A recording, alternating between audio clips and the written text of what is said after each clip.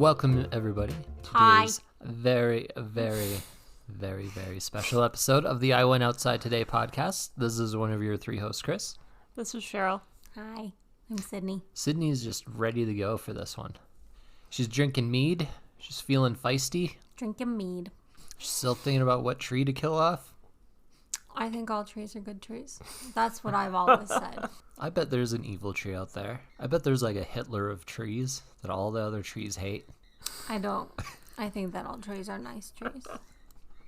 They can grow into each other and like help each other be better trees. I think that's a good life lesson for Sydney. Mm-hmm. Yeah. Sydney, you need to grow into someone else's life, and you can help each other. I don't think that's the lesson we should take away from that.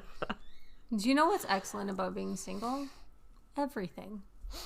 Everything? Yeah. What about the Dual incomes. surplus bed warmth on a cold winter's night I have a mattress heater. when the power goes out Well, I have a hot water bottle, but I don't really like to use it. and the ghosts appear in the room? Oh, but I have those bean bags that you microwave, and I could just chuck those on the bed. The power's gone out. Power's out, yeah. You can't microwave them.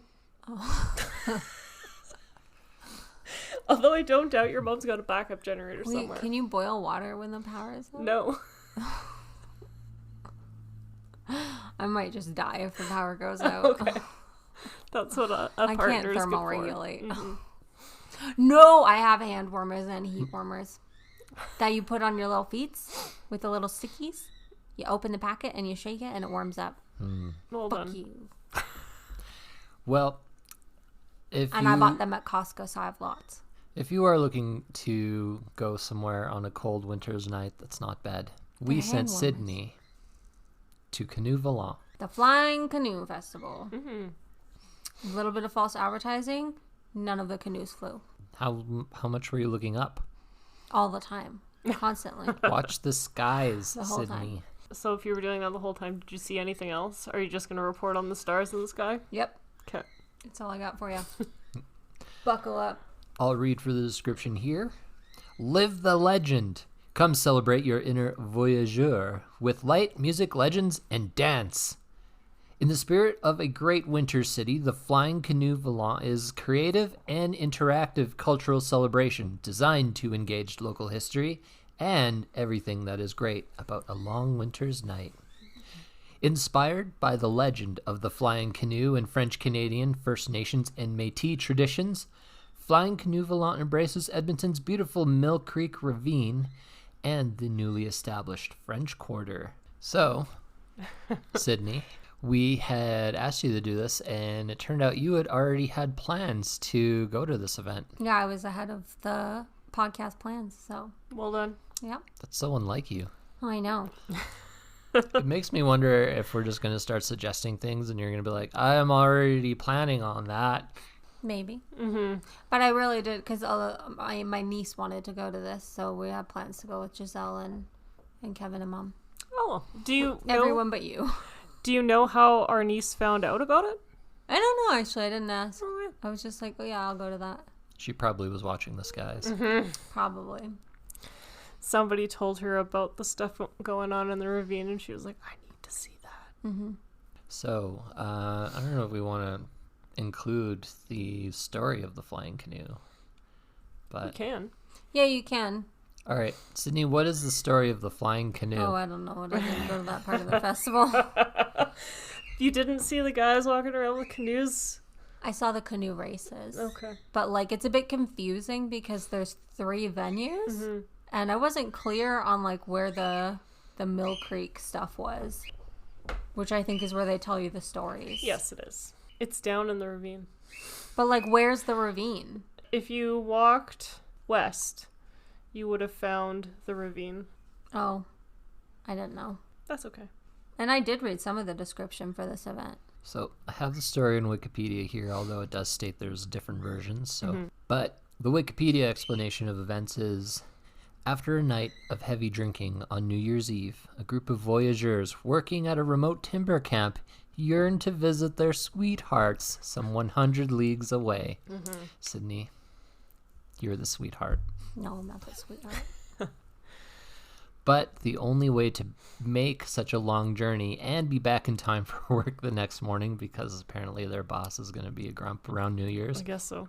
is to run the Chasse Galerie. chasse galerie. Nailed it. Running the chasse galerie means making a pact with the devil so that their canoe can travel through the air to their destination quickly. This was a common thing at the time. Mm-hmm. How many times can you do that? Is it like once or? You know what? You'll have to hear what the story says. I'm late a lot. However, the travelers must not mention God's name, whose name is God, or touch the cross of any church steeple as they whisk by in the flying canoe. So no magic carpet ride where you're letting your fingers trail below you. I will add, they were also not allowed to swear because in French, a lot of the swear words are religious words. True. Yeah. So if any of the devil's rules are broken, the devil will take their souls. Otherwise, if you can follow the rules, I assume you just get a free Uber ride in your canoe across the sky. That's Not the plan. For me. I would lose very quickly. So this in mind, the men promise not to touch another drop of rum to keep their heads clear. The crew take their places in the canoe, which begins to rise off the ground. They start to paddle, because I guess you still need the paddle when your canoe's flying. The devil's not going to do all the work. No. Doesn't sound like he's doing any work. So they start to paddle. Far below, they see the frozen Gatineau River, many villages, plenty of shiny church steeples, and even the lights of Montreal. The bewitched canoe eventually touches down near a house where New Year's Eve festivities are in full swing. No one questions the trappers' sudden arrival. They are embraced with open arms, and soon are dancing and celebrating as merrily as everyone else. After spending time with their sweethearts and enjoying the festivities, the men notice it is late, and they know they must leave if they're to get back to camp in time for work, because their boss will probably fire them because it's New Year's Day. At least based on where voyageurs typically are, I would say that you could just say you're lost in the woods for 3 days. It'd be fine. No one would know. As Very they true. fly through the moonless nights, it becomes apparent that their navigator had been drinking as he steers the canoe on a dangerously unsteady course. No drunk driving, people. Call Operation Red Nose for your flying canoe. Yeah. While passing over Montreal, they narrowly miss running into a church steeple, and soon after, the canoe ends up stuck in a deep snowdrift. The drunken navigator starts swearing and taking the Lord's name in vain. Terrified, the devil will take their souls. The men bind and gag their friend and elect another to steer.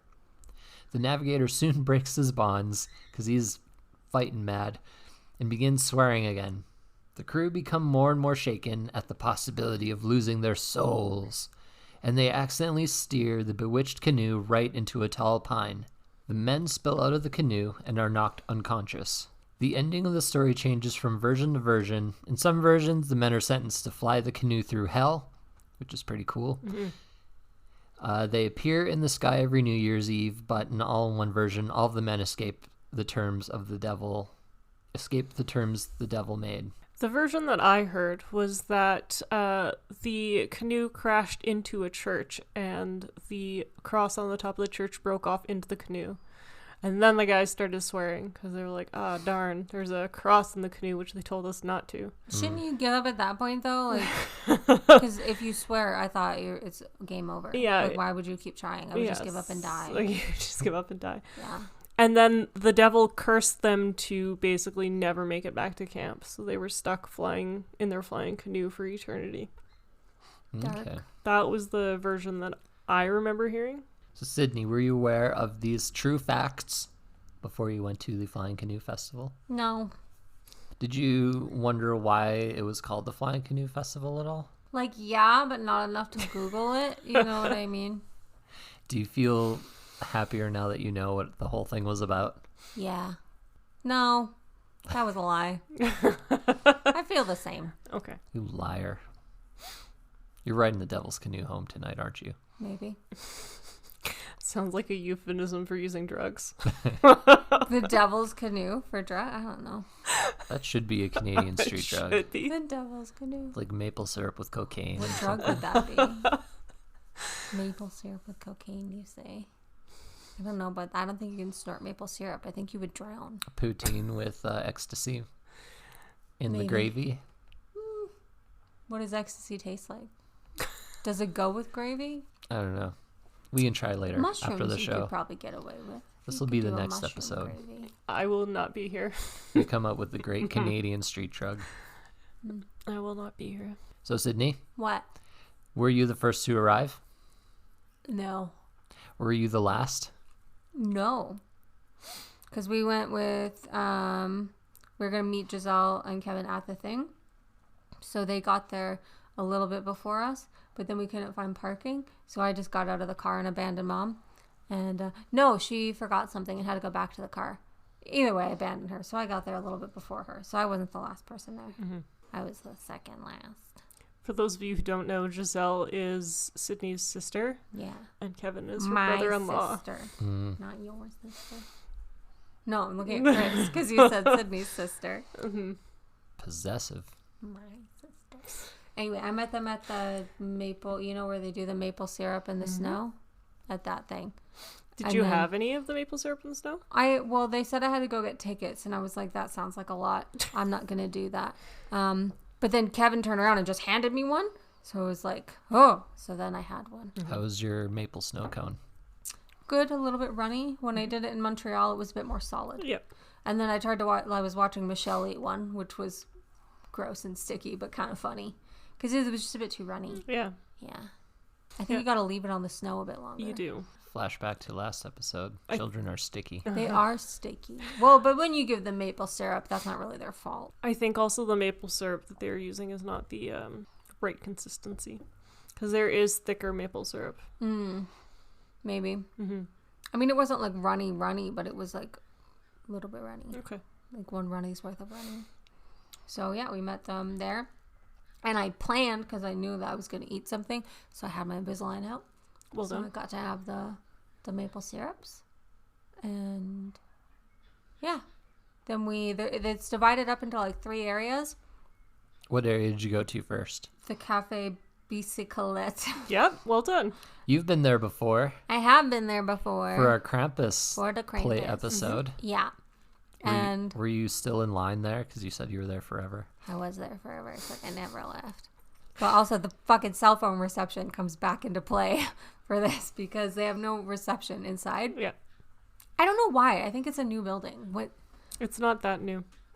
It's like, is it not new enough that I could have reception in the building? It's Um, not, but I mean, when I was a kid, I went there once to buy school books. So, The devil scrambles the signal, so you can only use the canoe option to get must. out of the area.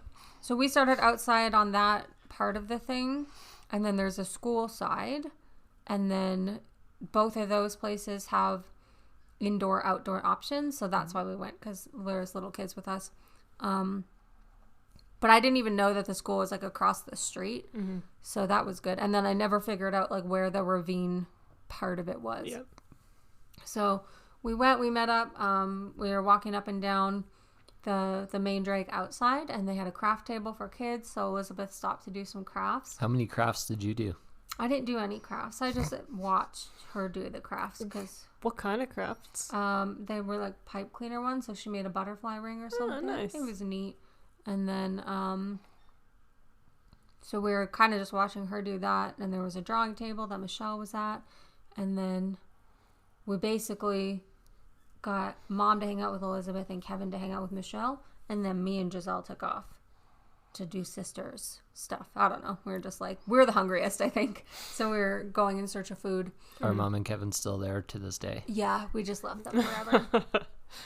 So then we were just trying to get our bearings and figure out, you go into like the entrance to that cafe is really nice. It's got like a really outdoor area, so that had tons of stuff going on. There was like a snow slide. There was like a whole How many times did you go down the snow slide? 0 times because I don't like to have a wet butt. So 0. And then Just know if you're throwing an event, Sydney's going to show up and look at things and not do anything. and like minimal interaction. I don't have to go down the snow slide if I don't want to. I don't even own snow pants. So. They used to have a canoe that everyone could pile into, and you could ride that down. But it looks like they've gotten rid of that since the first time I did it. That just sounds super dangerous. Yeah, that's probably why they got rid of it. They had a huge ice sculpture outside. What was the sculpture of? It comes back later. Settle down.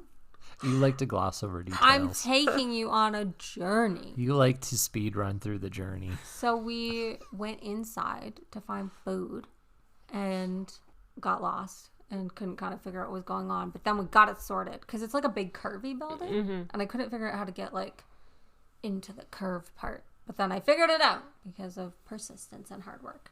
And it was like a big banquet area. And you had to buy tickets for everything, which fucking sucked. And they had like snack options. So in general, I have a pretty strong rule against eating meat pies because I just ate so many in Australia. But it was kind of like the most filling thing on the menu. So I went with a meat pie. And I got a mulled wine. Well done. And they gave it to me in this real weird cup. And it's a mug? No, it's like all cardboard and it folds in and makes like a sippy thing so that you don't have to have a lid. Oh, cool. Yeah, it's really neat. But I forgot that mulled wine was hot, so it was too hot to drink for a long time. Just crumble a little bit of snow in there. Yeah. Well, this is inside, not outside. Oh. Don't be ridiculous.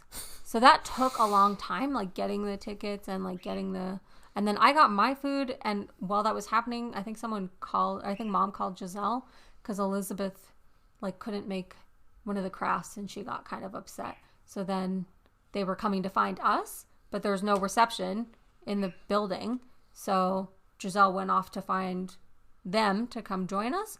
And then she just never came back. So I was just standing by myself with a pie. But then I found Kevin. So I just hung out with Kevin and Michelle and ate my pie. And then...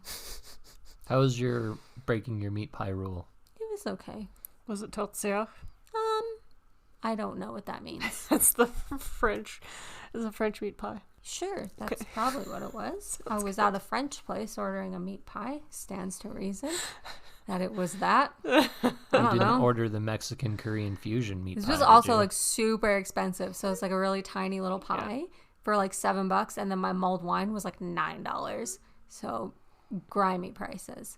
But whatever. Hung out, ate that, and then Giselle was upstairs in the kids zone with Elizabeth and Mom, I think. So then me and Kevin went to wander around, and we had heard that there was poutine, but we couldn't find it. So I spent $20 on this other food, and then Kevin found the poutine after I already ate my meat pie. Well done. So then he got one poutine, and then I don't even remember. I think we all went upstairs to try and wrangle everybody back together in this fucking building with no reception. And then you guys even track each other. That must have been pretty traumatic. Oh yeah, I guess we would. Yeah. But like you can't track in a space that small. It's like they're somewhere in the building, right? That's all tracking is good for. So then we were upstairs for a while. We reassembled. Avengers assembled. Giselle still hadn't eaten, so I said, like, do we all just want to go down to the thing we found where the poutines are and eat? I think me and Giselle were just going to go, but then all the kids wanted to come, so then it was like, why doesn't everyone just come? And then, because I'd already been in the line, that took a long time. I was like, here's what we're going to do. I will go get the poutines because I know where they are. Giselle, stand in line and claim your, food for the tickets that you already have. And then Mom, like, go find a table. So I organized everybody. I'm an organizer. You organized something? Fucking crushed it. Well so done. Everyone had their assignment. Mm-hmm. Last episode, you were talking about how it's impossible to even put a wedding together. It is. I mean, this is 6 people and 3 poutines. This isn't like a wedding. This is a baby step. Uh-huh. And in the next 6.5 years, when your bad luck runs out, Anyway, and you start planning your wedding. When I ran over to the poutine place, there was a no line. So I was like, oh, this is good because like there was some pretty long lines for everything. So there was like a lot of waiting at this festival, but there was no line. So I just ran up, I ordered 3 poutines, and then I was just waiting for them to get made.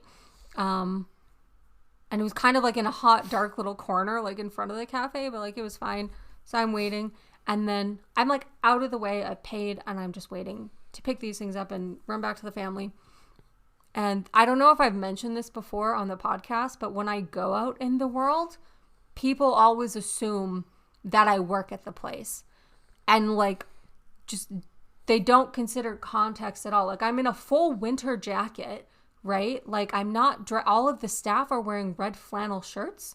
And like, but this just happens to me fucking everywhere. People just walk up. I will always have headphones in public, and people just think that I'm like some rude staff member, like ignoring them because I don't know.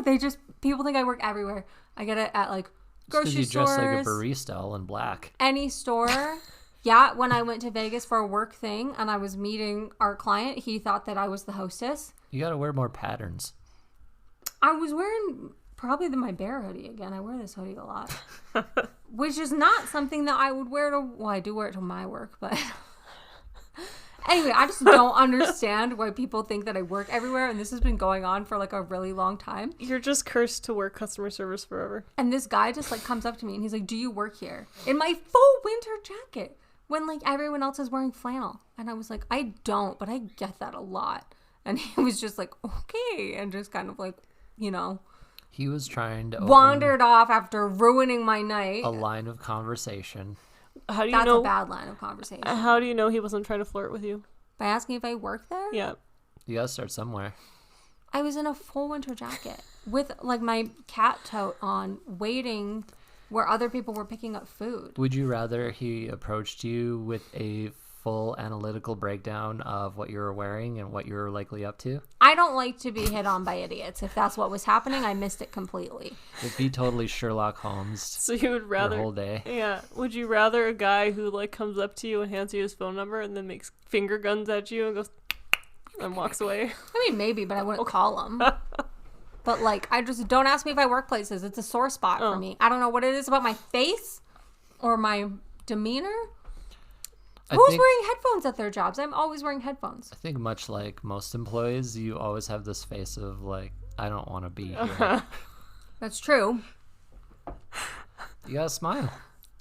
I don't have to smile if I don't want to smile. If you see someone approaching you, just pretend to talk to someone else and they'll know you're not an employee. I didn't see him approaching me. He just popped out of the darkness and asked me if I work here, which is like very fucking triggering for me. Anyway, then I got my poutine. Then I went back to the table where the whole family was assembled, and I was like, I've done it. We are all in the same spot enjoying this canoe festival. Oh, and there was like live music and stuff in there, so I listened to all the French music in there. Did you sing along? No, I didn't know the words. And then we had poutines, and then the kids were melting down because it was past their bedtime. So we kind of like wrapped that up. So all of hanging out with Kevin and Giselle, just to recap, was like standing in line. Yeah. And then Giselle had a whiskey ticket that she didn't use, so she gave it to me. So they left, and then I had to stand in line by myself because I only had one whiskey ticket. There was also like a loud blaring DJ, and I was like, was it the same DJ? Fucking probably. From last episode? But I was sort of like, why do I keep, coming to these things? And the lady in front of me was dancing, and I didn't feel like dancing. I just felt, you didn't fine dance to with stand her? There normally. Mm-hmm. And then I was like, I don't want to waste Giselle's money, but I also don't want to wait in another line, right? But then I was like, I'll just wait. Did you go to the front of the line and ask, can you take this ticket and get my drink with your No, order? that would be rude. So then, and it was going really slow. And then when I got up there, I realized that why it was going so slow is because you give them the ticket. I got ID'd as well, which is like, I'm 30. I'm 30 million years old. I shouldn't be getting ID'd anymore, but I got ID'd. And then... They just wanted to make sure you weren't one of the employees. I just... Fucking probably. So then it's like by the big ice sculpture, and what it is they take the maple whiskey and they pour it through the ice sculpture, and it like goes on a whole little mousetrap adventure, and then you're holding the shot glass and it comes out like a little tube. Ah, cute. Can you answer my question about the ice sculpture now? So that was it. What was it of?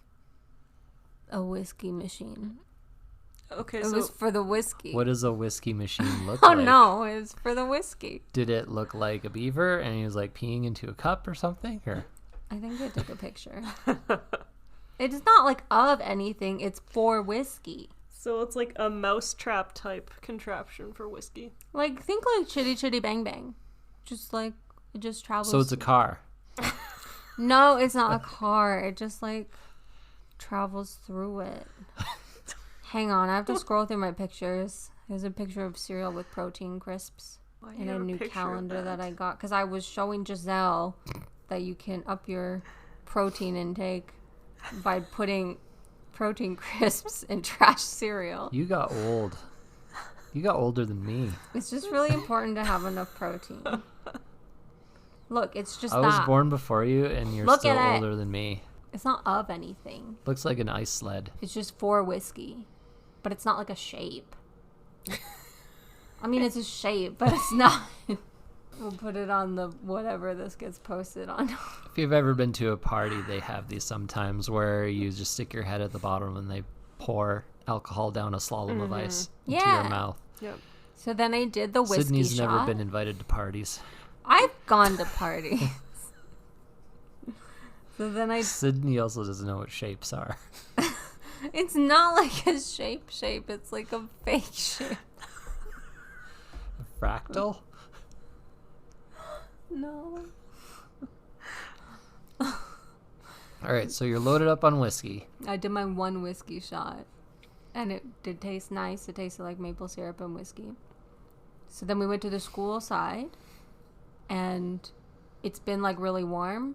So all of the snow melted. But then froze into little like icy sheets. Mm-hmm. So that was terrifying. Because the whole school field was just like pure ice. Yeah. And I don't believe in wearing those little thingies that you gotta just put them Shoes? on your boots. No, like with the grip. Cleats? I don't know. Sure. I have ice cleats. Ice cleats, yeah. Yak tracks. Yeah. That's just too much for me. I just wore my Uggs, which was a mistake because yeah, they have it was no grip at all. slippery and scary. Uh-huh. And then there was an art installation that we looked at. What was the art about? Just like general art. It was dark. And Were you just in the art class of this school? I don't think I ever took art in school. Were you just in the elementary room and everyone's like, No, this is outside. This is hand like turkeys were on the wall and you're like, no, this is an art installation. Real art. Like they have them like at the big pop-ups. They have them at art walk shows and stuff. Like paintings? Yeah. Just big old paintings. And I looked at them because I was trying to stretch for content. I see. But then I wanted to go home. What were the paintings of? Like just all kinds of stuff. What color were they? Okay, when I say that I looked at them, that's maybe an exaggeration. I walked past them. I see. And then I wanted to leave. Go ahead. So, you mentioned going to the sled races. Did you stay for that? Yeah, because then I was like, let's just fucking blow this popsicle stand. Did you come in first in the sled race? I don't run. At all, but especially not on ice. And in Uggs. In Uggs. We came across like all the people screaming, and I was like, oh, what are they screaming about? So then I went over there, and it was like the end of a sled race, so we couldn't even really see it. And I was like, well, that would have been interesting had I seen it, but I didn't because there was other people in the way. I see. Let's fucking leave. So then we exited the festival grounds and went out and around, and then they started another race. And then I thought, oh, I'll just stand on the street and watch this for content. So then I did. Well done. Yeah. And it's like a race where you do more than one thing. Relay. That. They relay raced it. Uh-huh. So they had to get these big heavy bales and put them in the canoe, and then plant a flag, and then run all around, do like a full turn like around the obstacle thing, and then come back, and then like saw a log. And it was 2 girls versus 2 boys, and the boys won. It's hard to saw a log. It is. So, and then I left, and I went home, and I watched House of the Dragon. So when Cheryl and I went, it was either last year or the year before, they had like a whole trail set up with lights in the trees. So if you... Granted, you weren't wearing the right footwear for it, because the incline down and into Mill Creek Ravine is quite steep. Oh, good that I didn't go. Yes, then. good that you didn't go, because... But also I put orthotics in my Uggs so that they were more comfortable. Well done. Yeah. Life-changing. Yes, welcome to the world of being old. Yeah. You got older than both of us put together. To be fair, I have orthotics in my shoes. Yeah, orthotics are for everyone, you ageist scum. I know, but you also have photos of food with protein levels on them in your phone. It's just then you could eat good cereal, but it has protein in it. Mm-hmm.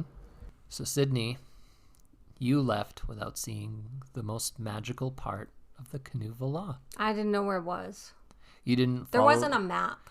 You didn't follow the long chain of people leading down into a ravine? I can't just follow people off into the darkness. You're literally following them into a ravine full of light.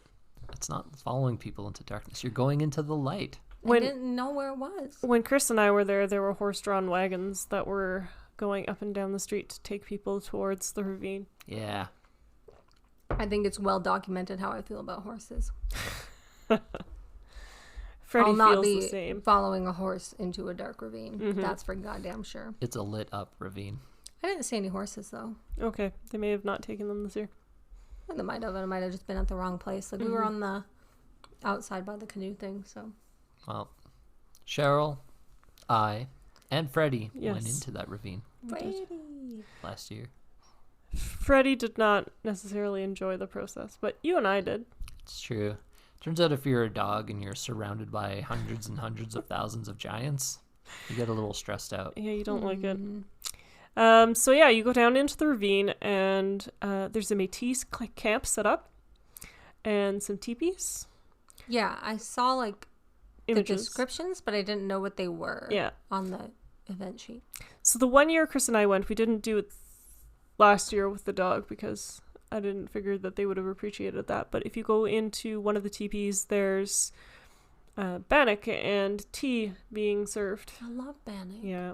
I didn't know. Yeah. This is why you follow people into a ravine. Well, I didn't know there was bannock down there. There's always bannock in the ravine. Dude, I wait every year for the Fringe Festival because the bannock Bannock truck is so comes good. to White I Out know. and you get a bannock burger. Yeah. We even got So was good. it? That was bannock when we went Yep. to New Year's at The ledge. the ledge. Yeah. Why are you guys out here getting all this bannock without me? I also like bannock. You didn't like going outside today. That's true. Especially in the winter. Yeah, I'm not a fan. No. There's like lanterns. They look like they're lanterns that were made by. Yeah, they're fancy lanterns, like colored lanterns down in the valley to light your way as you go down and walk through. And there's displays of like, so there's one where an art installation of like a canoe with like skeletons in it. Or there'll be people wearing like I don't know how to describe it, but like a canoe costume. So there'll be like a person and then they're wearing like suspenders and then like a small little canoe around them, and they'll come up to you and say hello in French and English, and then if you say hello back, depending on what language, then they'll ask you if you want to hear the story of the Flying Canoe. Oh, see, I don't like that because like the idea of someone just approaching me and speaking to me and like just making all that eye contact and then It's just not like okay. telling me a whole story. And what if I don't oh my god, sorry, the dog was like right there. Oh, Freddie. As he approaches you and makes eye contact. Yeah, he just did it. Like he knows, like he speaks English. Anyway, and you said there was a hill? Yeah, there's Like a hill. a steep hill? It's a pretty steep hill A to go steep hill down. is not for me.